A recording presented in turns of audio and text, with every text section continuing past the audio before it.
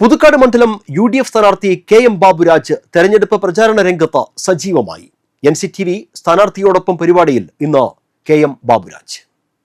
പുതുക്കാട് മണ്ഡലത്തിൽ സ്ഥാനാർത്ഥികളുടെ ചിത്രം പൂർണ്ണമായും തെളിഞ്ഞതോടെ പ്രചാരണത്തിന് വലിയ മൂർച്ചയേറിയിരിക്കുകയാണ്. ഇപ്പോൾ നമ്മോടൊപ്പമുള്ളത് UDF സ്ഥാനാർത്ഥിയായിട്ടുള്ള KM ബാബുരാജാണ്.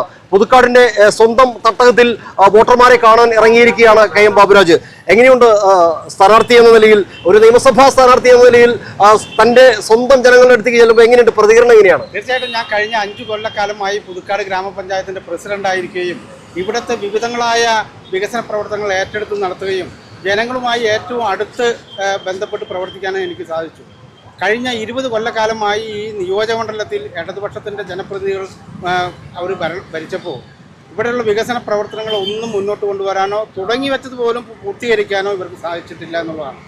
മാത്രമല്ല, സംസ്ഥാനത്തെ മുഴുവൻ ജനങ്ങളും UDFിനെ അധികാരത്തിലേറ്റാൻ ഏറ്റവും വലിയ പ്രചാരത്തിൽ മുന്നിട്ട് വന്നിരിക്കുകയാണ്. ഈ സമയത്ത് ഈ പുതുക്കാട് നിയോജകമണ്ഡലത്തിൽ നിന്ന് UDFിൻ്റെ ഒരു ജനപ്രതിനിധി ഗവൺമെൻറ്റിന് പിന്തുണയുമായി നിൽക്കണമെന്ന് ജനങ്ങൾ ആഗ്രഹിക്കുന്നു.